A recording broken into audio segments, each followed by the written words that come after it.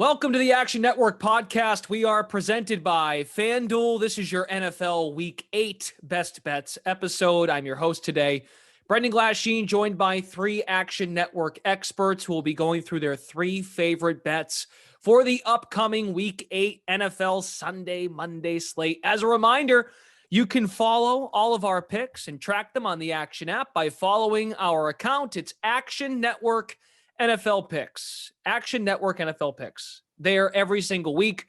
We are 34, 27, and 2 through 7 weeks on the show. Over 500 last week, 5 and 4. Today's crew, Brandon Anderson, he's always here. Luke Swain, he's always here too, otherwise known as Vegas Refund. Joe Gallant is here as well. He brings you the touchdown show. As a reminder, Luke, these guys are on all of our content, but also catch Jill, who brings you the touchdown show every Sunday morning during the NFL season. That's at 10:30 a.m. Eastern, live on the Action app, Action Network HQ Twitter, and also the Action Network YouTube page. Before we get to the picks, a couple of things to note. Chiefs and Chargers, the only two teams on the bye this week. Underdogs keep rolling, folks. It's the year of the dog, 57% hit rate. How about this too? Favorites of 7 points or more. We've been seeing some pretty gigantic point spreads now the last couple of weeks. Favorites of 7 points or more. They're 15, 8-1 straight up, but 8-16 against the spread. It is the least profitable start for touchdown favorites in the last 20 years. And unders remain a story. Not as hot as they were the first couple of weeks, but at 59%, unders doing well. It's the best start through 7 games for unders in the last 20 years.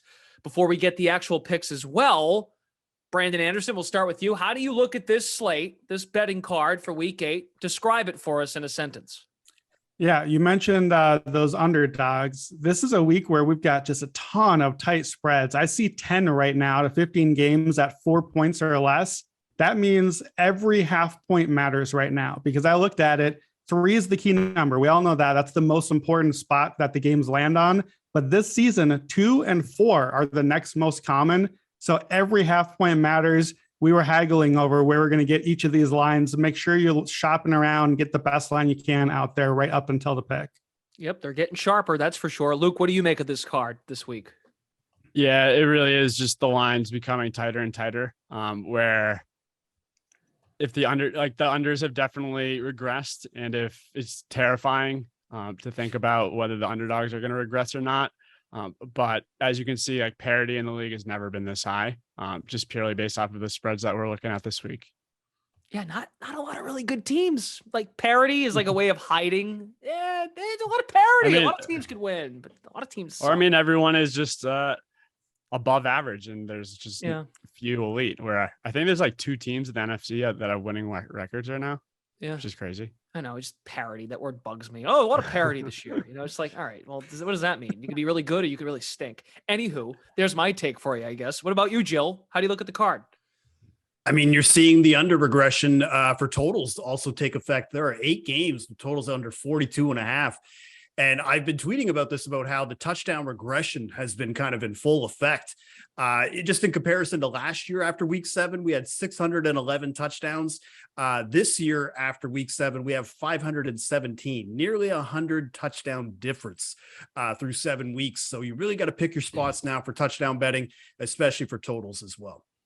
Okay, fair enough. As we remind you every episode when we do these best bets, the guys have not consulted each other before because where's the fun in that? They all come with their own homework. They don't take each other's homework, but they put it this way. They kind of, you know how like the teacher used to let you grade in class? Oh, it's all, switch your papers. Oh, it's grade. That's what they kind of do here when we discuss the picks as we go through. They may contradict. They may overlap. It's fun. Every man for himself. So Brandon Anderson, per usual, get us started. Pick number 1. All right, I'm going to go with the Miami Dolphins, -3.5 at the Lions. So you got to be careful here. I'm a big numbers guy and all those DVOAs and EPAs, but the numbers don't really tell the story that well for either one of these teams because we had a lot of injuries so far here, both sides. So Detroit, we've seen the big regression coming on offense, but it's come with Amon-Ra St. Brown injured and then back, but injured again. DJ Chark is out now. DeAndre Swift has been injured, but is back now. So they're skewed a little bit.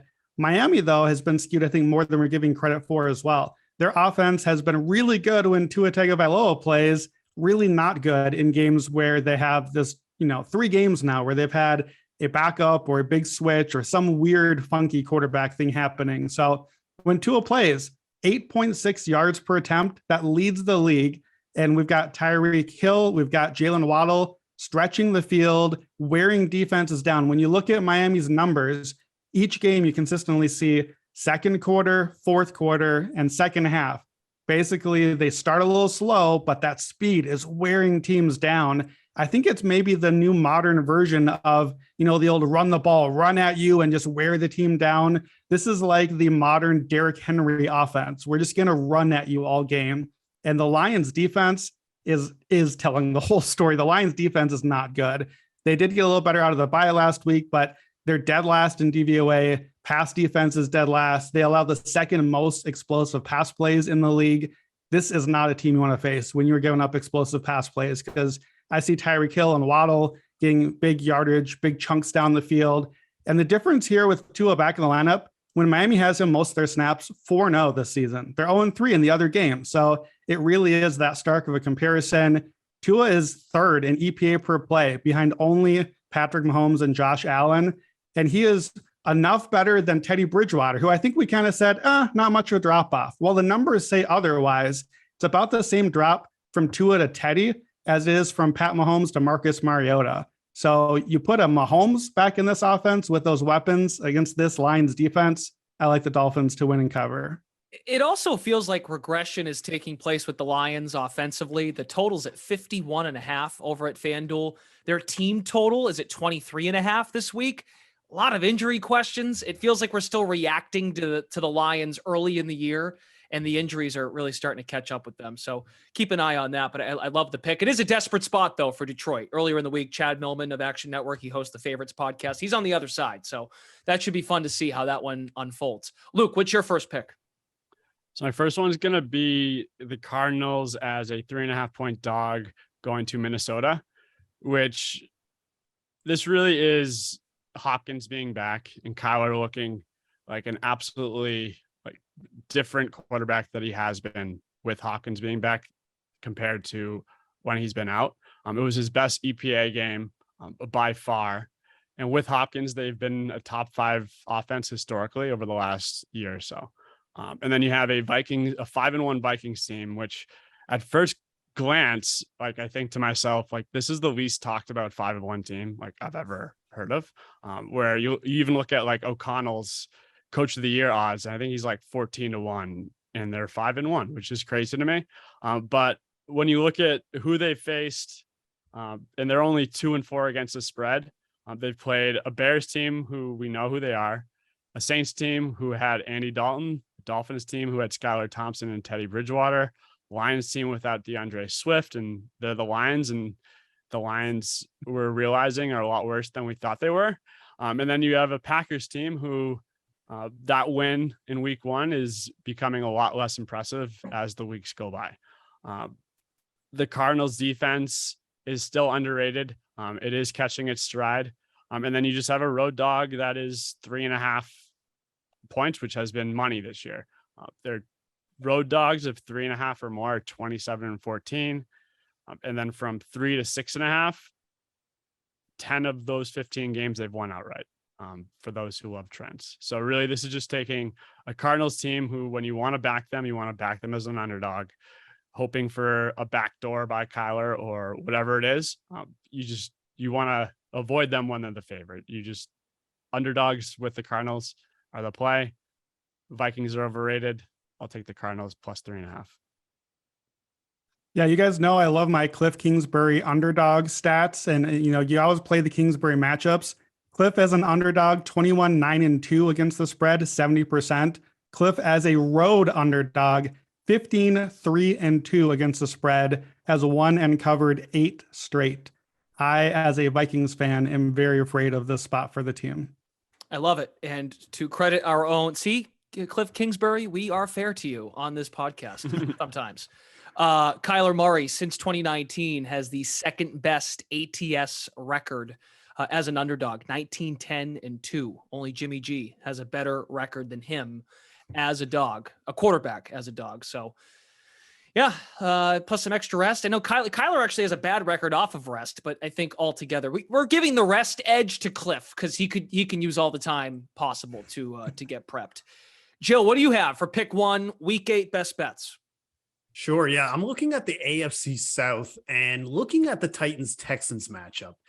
And my initial instinct was thinking, okay, Titans should roll in this game. But looking more at the total here, I really like over 40.5, mainly because both teams rank in the bottom half of scoring defense at this point of the season. But last season, this is a lot of matchup data for me that I like in this spot, because last season in 2 games, with Davis Mills as the quarterback, Texans offense, they brought it. 22 points in a win, 25 points on a loss. And one of the key things about those 2 games, Derrick Henry didn't play in either of those games. So sorely missed from a scoring standpoint for the Titans. Just for reference, like in the 4 games previous against the Texans, he scored 7 touchdowns with over 600 rushing yards. So I think they missed him just a little bit. Now, this next point, reason why I like the over, has to do with Davis Mills. I kind of brought this up on the recap podcast that we did, talking about how Davis Mills might actually be showing a little bit of something here. And it's specifically when he plays indoors versus outdoors. When he plays indoors, he's played 9 games indoors, 70% completions, 15 passing touchdowns, 3 interceptions. Respectful.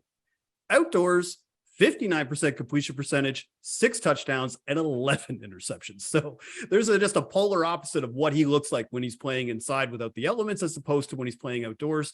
And in those 9 indoor games, the average combined score in final was 48.2. In the 8 outdoor games, 29.8. Big difference here in this spot. I think the total I think we're seeing a little bit of an overcorrection here at 40.5. I'm going to take the over in this spot. Why is this spread only 2.5 points? Like, I don't know. Go ahead. There's some iffiness about Tannehill's health. Knee. He's in a walking boot. So yeah, this one dropped, I think, from 4.5 down to 2.5. It is very fishy though, because it's the Texans look awful. The Titans look good. 4 wins in a row. It feels like it's just trying to sucker you in. I want the Texans here, but I've been waiting. I want to see that line move back across the 3 before I'm willing to jump in. And that's why I didn't end up playing it, because I was like, I don't like these lines at all. Even though I feel like the Texans can win outright, I'd rather just allow them just to put up 25 points. Yeah, I'll say this. If you like the Texans here, and if you think this division is awful, we've been dumping on it all year, I'll just throw it out. Houston Texans are 66-1 to win the division. Just saying. Oh, boy. I mean, Davis Mills is a totally different quarterback at home, but the Texans played well for 75% of the game on Sunday against the Raiders. It's just that 25% didn't go so well. Not so well. Yeah. Folks, this is our 8th week doing this Best Bets episode. It's not the first time today, but the second time today, I have mentioned something doesn't look right. And when these 3 agree with me, that is so satisfying as a host, because I don't give picks on the show. I come to these guys. They're the experts. I just run the ship. But it's very gratifying to be like, oh, okay. See, I kind of have a clue what I'm talking about a little bit, but it's been learning from you folks. So that's good. I get afraid sometimes. I'm like, what's up with this? And they're like, Brendan, shut up. What are you talking about? That hasn't happened yet. So that's good. Brandon, back to you. What's your second pick? All right, I'm going to go to Monday night, and we're going to go to Ohio. We got Cincinnati and Cleveland facing off, and I will take the Bengals -3.5 on the road.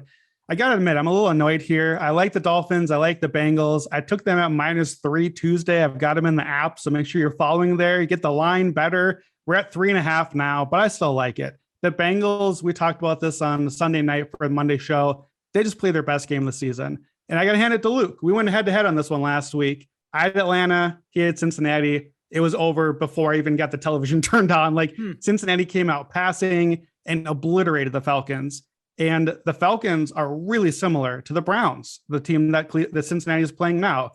This is a team that is a strong run team. We talked about the run attack last week and DJ Reader being out. And yeah, they're going to run the ball a little bit, but competent at best for passing, no defense to speak of. And what did we just see with Cincinnati? They came out passing and they lit up the defense. They started scoring, and Cleveland, like Atlanta, is not a team that can play catch up or try to go head to head with Joe Burrow and Jamar Chase and win a shootout. So that's what I see here. The Bengals started 0-2. It kind of threw us off the scent. Oh, Super Bowl loser curse. We were ready with it. But since then, number 2 DVOA team in the entire NFL.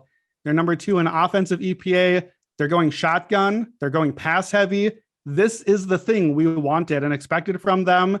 It just took a minute. I'll be honest, I don't really trust that Zach Taylor is not going to just run the ball the first 400 plays again the next time we do it. But I like the matchup. I like Cincinnati's offense.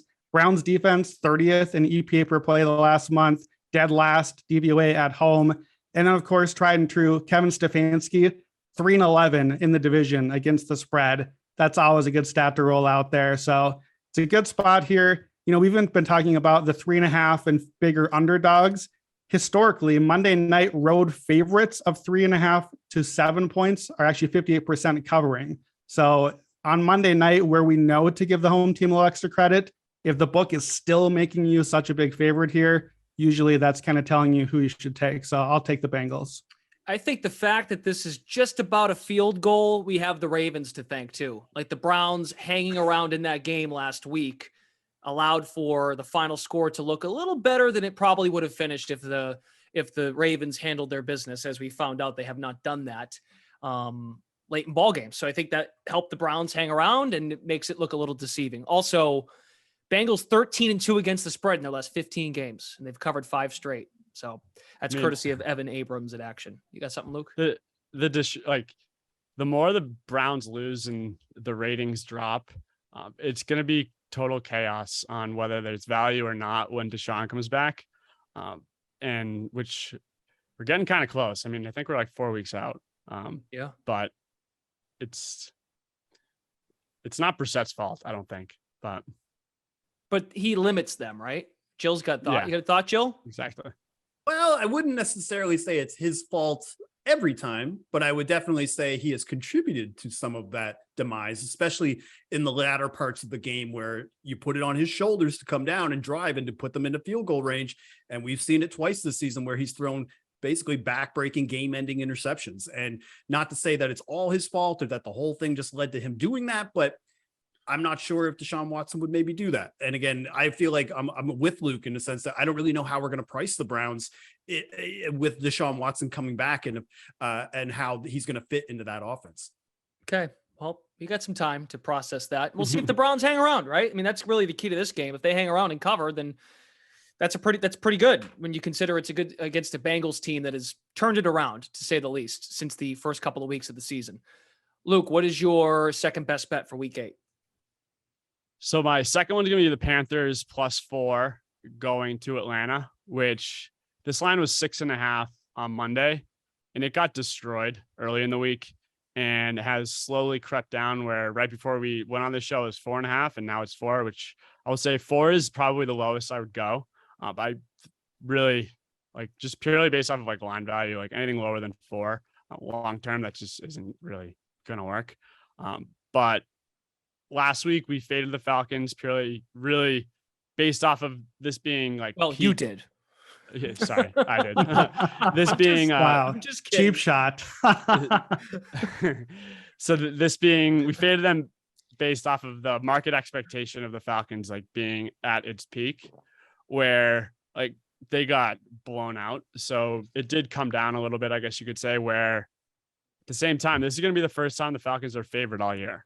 They've been an underdog in every game up until Sunday, going against a Panthers team who looked a lot better, blowing the Buccaneers out. And really, this isn't a bet on the Panthers based off of that Buccaneers game. It's really just, again, a fade of the Falcons secondary that is now the worst in the league. And I'm not saying the Panthers are going to do what the Bengals did, but the Falcons are going to be without their top 3 corners, their starting safety, and then they're dead last in pressure rate in the league. So if you want to stop, you can put anyone at quarterback in the NFL, and I would probably have expectations of them playing above their head, and then maybe fade them the week after. But if the Falcons want to run it, if there is a strength to the Panthers, it is their defense. They are top 5 in the league against the run. And the Falcons are refusing to adjust how they're playing. They were losing to the Bengals by a boatload, and they still were running it at an above average expectation, which was crazy to me. And if they're just going to continue to test this Panthers defense against the run, they're going to probably lose. So I'm just going to take a secondary that is awful against a Panthers defense that is great and put my trust in the Panthers offense playing above their head. Wow. I give you credit. You sold me based on those talking points. Now you realize too, Hubbard didn't practice Thursday. Does that alarm you, or do you not care? Yeah, running backs don't matter. You're probably right, I suppose. But okay, fair enough. You got Foreman can do it. All right. Yeah. Fair enough. Anyone have anything to respond to? Well, Brandon Anderson, I should ask you because your look ahead line earlier this week was you were on Carolina. No, you were on Atlanta -6.5. Yes, you're on the other side and at 6.5. I was on that on the look ahead and on the hot read. So we doubled down and the line moved heavily against us, against me. I'll take the credit. It's me. I'm on Atlanta Island too. I'm out here with the birds. Yeah, sometimes the line moves against you and you have to pay attention to it because the lines are telling you things. And I think, Luke mentioned the cluster injuries at cornerback. It does look like maybe a couple of those guys are trending upward. So I want to see once we get closer to the weekend, we might get one or two of those names back out there. PJ Walker is not Joe Burrow. I still feel pretty okay with my Atlanta position. I'm not going to add to it because I'm already in on the Falcons here. But to me, this is I'm on the other side. This is a buy low, sell high spot. We're getting Atlanta off of their worst performance this season. We're getting Carolina off their best and really only good performance of the season so far. 2 weeks ago, Atlanta ran all over the San Francisco 49ers defense and scored plenty of points and did just fine against them.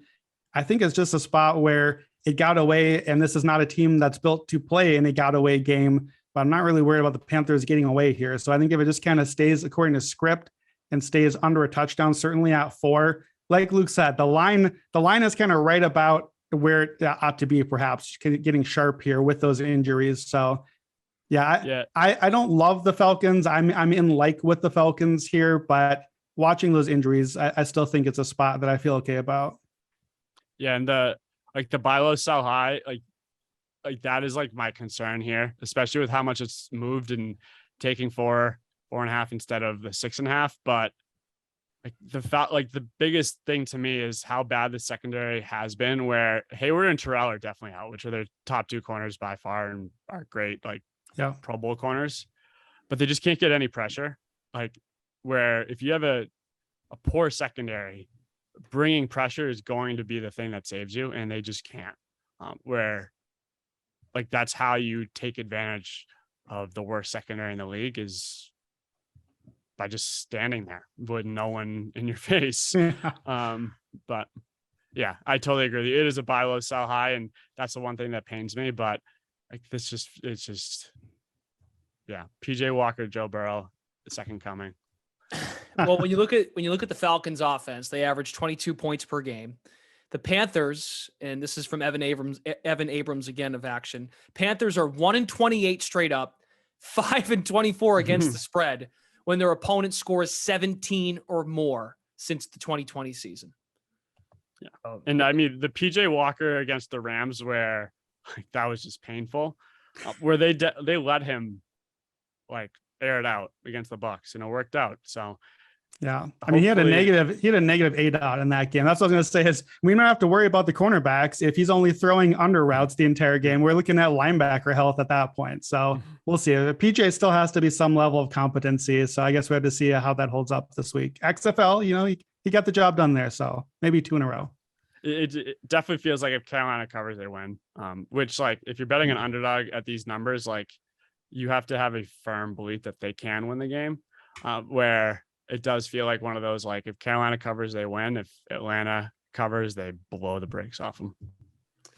Okay, let's go to Joe Gallant, his second pick. Okay, well, we're going to move over to maybe a matchup where it has a little bit more of a sexier teams here, not Panthers, Falcons. But we're going to look at the Niners-Rams game. And I'm going to keep going with the trend. I'm going to go with Niners -1.5. So 7 regular season losses in a row to the Niners. Now, the Rams, they did win last year's NFC title game, but that was because Jimmy G threw a last-minute draw interception to seal the game. That was pretty much what not did Jimmy it. G. I know he's due for one every game. So, but the reason why I wanted to bring that up is because this is more of a pick against the Rams than endorsing the Niners, but because the Rams offense, even though we could talk about Sean McVay trends coming off a bye, but they're just not what we're used to seeing from this Rams offense this season. Outside of Cooper Kupp, the Rams have yet to establish a reliable second receiving option. And when you look at the NFC title game of how they beat them in that game, Cooper Kupp obviously had 2 touchdowns, over 150 yards, but Odell Beckham was also very prominent in that game. He had 120 receiving yards in that game. They have not been able to establish that second option comparatively to last year. Allen Robinson, he just ain't it yet. He did catch a touchdown in his last game, but again, he has not been able to get that separation, on third down, maybe to be able to help out Cooper Kupp. And the Niners just really outmatched the Rams at a lot of key positions. They've got an all-pro left tackle, tight end, wide receiver, and now a running back as well. And really, if you're fading the Niners in this spot, the only reason you are is because of the lack of belief in Jimmy Garoppolo, because he is going to throw one interception, just whether or not it's going to be the pivotal interception. And speaking of interceptions, when eventually Matt Stafford's interception prop does come out, and it's probably going to be around the -120, -125 range, I legitimately am going to take out a loan and bet on this, because he has thrown an interception in 9 of his last 10 home games. That includes the playoffs, and in every game against the Niners as a Ram. So for me right now, I'm looking at this matchup and I'm like, it's not about if, it's just when. When is it going to happen? So if you see it at a -120 or better, I think you need to hammer it. I think by the time we see it at kickoff, it's probably going to be -125, -130. It did end up closing at -115 when he played in San Francisco earlier in the season. So I'm glad you brought this up. The trend of McVay off a bye. He's only had this situation pop up once in terms of facing a divisional opponent off a bye. That was in 2020 against the Seahawks. It was a 3-point spread. His squad beat the Seattle Seahawks 23-16. Jimmy Garoppolo 7-1 straight up and against the spread against the Rams. It was a 2-point spread, right? A couple weeks ago, Monday night, that was the number in San Francisco. Rolled. Debo had a big game, but the Rams were dogs on the road, and they are dogs again at home. So, and like Jill said, that NFC title game from last year is the only time they really handled their business against this team. Let's go to Brandon Anderson for his third best bet. Yeah, I'm going to chime in on that one. And this is a really fascinating game because one of these teams is in real trouble after they lose this one. The Niners either drop to 3-5, and that is not the spot they're expecting to be, or the Rams go to 3-4 and swept by the team that they're trying to get the division against. Sure. So it's a big one. And I'm going to thread the needle a little bit here. I'll get to the pick in a second. But Jill, you talked about some of the things. What are the Rams looking for here? Well, I think there are a couple other things. First, it does look like Van Jefferson maybe will be back this week. He's starting to practice a bit. And that is that receiving speed threat that the team has needed. And so I think that could open up the offense a bit. And the other thing is the Rams are coming out of the bye week. And so I'm intrigued to see what does it look like when Sean McVay had a chance to say, okay, this offense sucks. It is awful and is not what we've been doing. We got a speed guy back now. We've had some time to plan a few things. What can we do? And the thing I've noticed about the Rams this year is that their offense is way better in the first quarter and the third quarter. We said the opposite with Miami. Speed wore you down. With the Rams, it's when Sean McVay can script it, we're going to be fine. We can move the ball a little bit and score. But then when it just kind of erodes into, okay, but now just talent and, oh no, the Rams aren't it anymore. So I'm gonna thread the needle here. I like the Rams early. Home underdogs in the first half coming out of the bye are 45, 28-1 against the spread. So 62%. I like the Rams to hang around, win in the first half. And I think this stays close. The line is relatively low. I think it's 42.5 and dropping. Both defenses are pretty good here, better than both offenses. The offensive line for the Rams especially is struggling. The Niners have a lot of injuries on both sides of the ball. So that defense is not quite what it once was. Kyle Juszczyk is out on the offense. So I do like the Shanahan trend. 9-3 ATS against McVay, has covered 6 in a row. I do think the Niners over 60 minutes come through. So here's where I'm going to go. In the first half, I like the Rams to win. If you look even at the Shanahan McVay thing, in games combined, the Rams actually are outscoring the Niners 167-157 in the first half alone. But I'll take the Rams to win the first half, but the Niners to win the game. You can play that as a double at FanDuel. It's plus 750. So I'm going for the whole thing here. I didn't find a number I loved, so I'm just going to try to take a swing here. Play Rams first half, Niners full time. If you like the under in there as well and really want to go big, plus 16.26 if you add the under in there as well. But yeah, the Rams first half, Niners full time, that one is already queued up for you in FanDuel. So if you just look under the double plus 750, and let's see if we can try to thread the needle here. Okay. Juicy. 42.5 points, by the way, is the total for this game. And when they met earlier in the year, October 3rd, so the beginning of the month, Niners won 24-9. So it's kind of a bummer, just real quick. Thankfully, we'll get to Seattle Island later on in the program, but thankfully Seattle is hanging around. So is Arizona, because I thought they're already going to play twice now this early in the season, San Fran and LA. But it turns out we might have a pretty good division race despite these two teams playing each other twice this early on. Luke, what is your final best bet? So my final one is going to be the Patriots minus 2.5 at the Jets.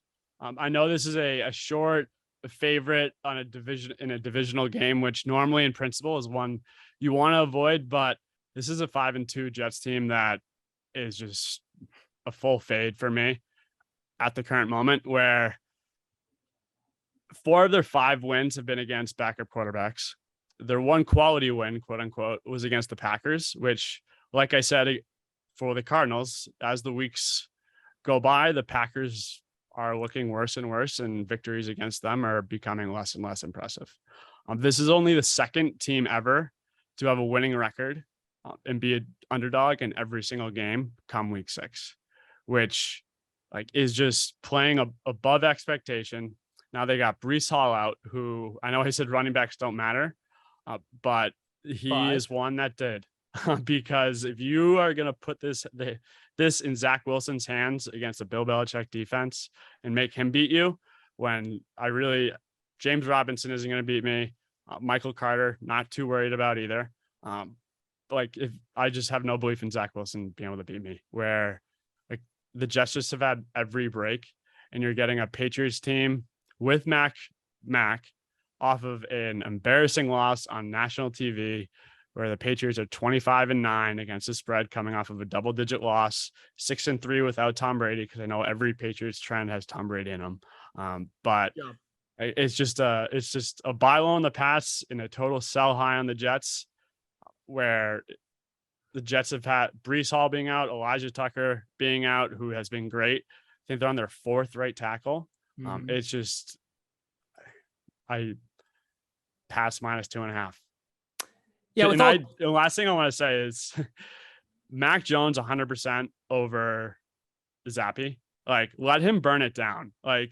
First round pick, let Mac burn it down and figure it out. Where Zappy had 2 drives last week that were great. He threw one up where Devontae made a great catch, and then he had a wide open Jacoby Myers, which my first thought is, why weren't they calling these plays for Mac? Why is Zappy getting this? So Mac is an upgrade to me, which makes it even better, where the Jets almost got another backup quarterback. But I think your bone to pick is with the Patriot staff, not us. I mean, we're listening to you. Don't get us wrong, but yeah, we hear you. We see you, Luke Swain. We hear you. It's our defensive coordinator calling offensive plays. That's the problem.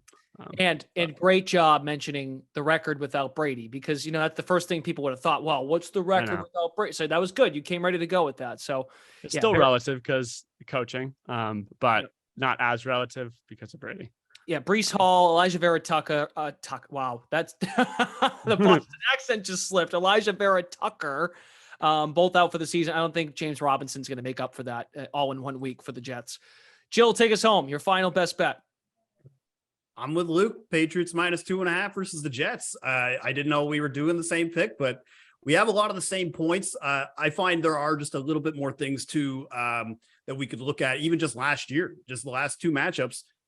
Patriots won by 19 and 39, so facing some of these quarterbacks that they've faced, like Brett Rypien, Teddy Bridgewater, Kenny Pickett, all those lines flipped to the Jets, but the lines were tracking that Denver was supposed to be favored in that game. Miami was supposed to be favored in that game. The Steelers were favored, and then they tossed Trubisky at halftime, and Pickett just became Pickett in that second half. But I mean, obviously you can look at the trends, and even though they do include Brady and Belichick, 12 straight wins against the team dating back to 2015, 9 of those by double digits. But I think last year's results are a little bit more relevant. But Zach Wilson, like you said, VR, like, he's not beating the Patriots. He's thrown 1 touchdown pass in 4 starts.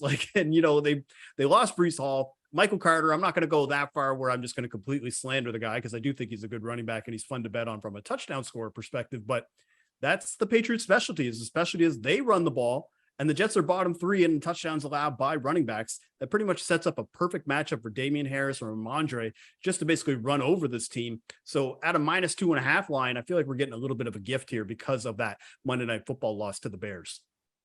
2 things on the line in this game. If the Jets win, the Jets get there and cover, they will get to their win total of 6. They will surpass 5.5 and get to an over on their win total, and they will beat the Patriots for the first time in 7 years. And they've lost to the Pats 12 times in a row. So, yeah, one more number to chime in here, because I like the Patriots too. This is a spot you want Bill Belichick after he's pissed off after that Monday night game. If you look back at the history, and I don't have the no Brady numbers here, but just Belichick after failing to cover by 21 or more, as you might guess, does not happen a lot.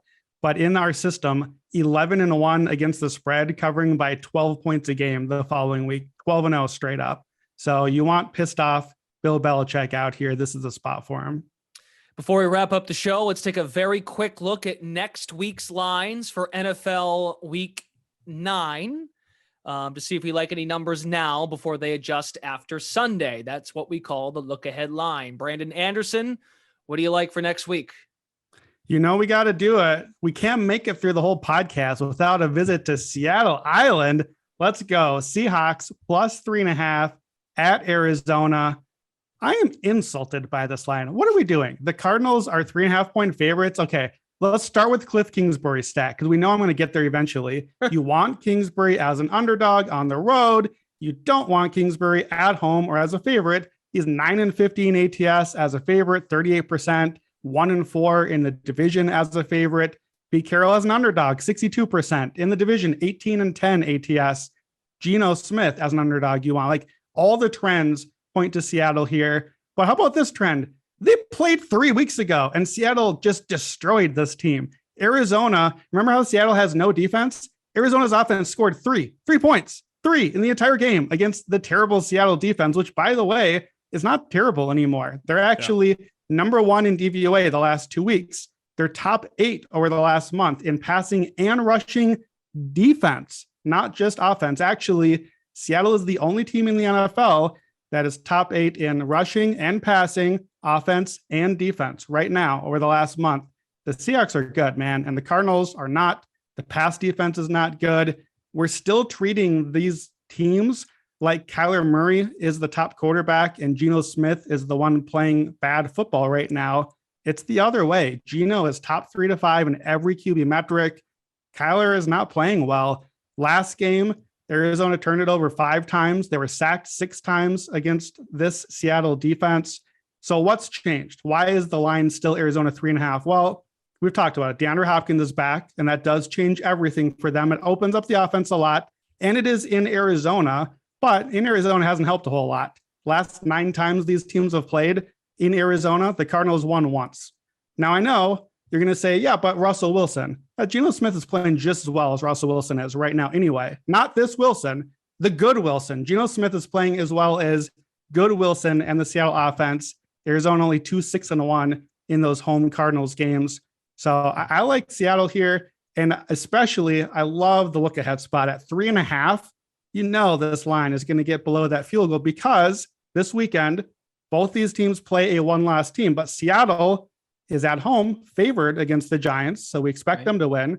Arizona is on the road in Minnesota. Now we talked about it. It's a good spot for them, but if you're a road underdog, you're expecting to lose that one. Seattle expecting to win. Probably push this past the key number. If we get there, Seattle Island, baby. We keep on playing it until the books catch up. I think this might be our last chance because I think the books are finally going to catch up if Seattle does keep winning these games. I still see a +600 for Seattle division. They are leading the division and are the division favorite right now. Plus 600 is ludicrous. And if you don't have it, you should get it. I do have it at a longer number, and I'm adding the position. So give me the division. Give me Seattle plus 3.5 in Arizona. I don't think we're going to get 3.5 points underdog for this team too many more times. I'm happy you brought up their matchups this week because it makes a lot of sense from the Seattle standpoint being at home. But that was going to be my next question. What if Minnesota handles their business? Say they are for real at 5-1. There's a better chance of that than Seattle falling on its face at home and probably their biggest game post Russell Wilson contending legit. Pete Carroll feeling good about his team. Makes sense. But yeah, we'll see. And even if, look, like you said, even if Arizona covers against Minnesota, they could still lose the game. And that could shift things for sure. And you won't get as long of a number for Seattle at home or visiting Arizona. That's the place you want to visit is Seattle Island. That's where you want to visit. So come on out. There's still plenty of room out here. I'm building a condo. I got room for you. All right, let's recap the picks for week 8, and then we'll get ourselves out of here. Brandon Anderson is on Miami minus 3.5 against Detroit. He likes the Bengals minus 3.5 against the Browns. And his final pick, listen carefully, he likes the Rams in the first half and then San Francisco full time. So he's taking a different angle. And he also said if you want to get frisky, take the team total under 42.5 as well. You can get that at, you said, what was the odds again on FanDuel? Plus 750 for the halftime full time. And then it's around 1625 you add in the total. Okay. Luke Swain is on Arizona plus 3.5. He likes Carolina plus 4 against Atlanta and the Patriots minus 2.5 against the Jets. Joe Gallant is on Tennessee and Houston. He likes the over 40.5. Jill's also on the Niners minus 1.5 against the Rams. And he too is on the Patriots minus 2.5. That'll do it on the Action Network podcast for our NFL Week 8 best bets. Thanks to Brandon Anderson, Luke Swain, Joe Gallant for joining us. I'm your host, Brendan Glasheen. Best of luck with your bets this weekend, everybody. We will see you again Monday morning for the recap show right here on the Action Network podcast.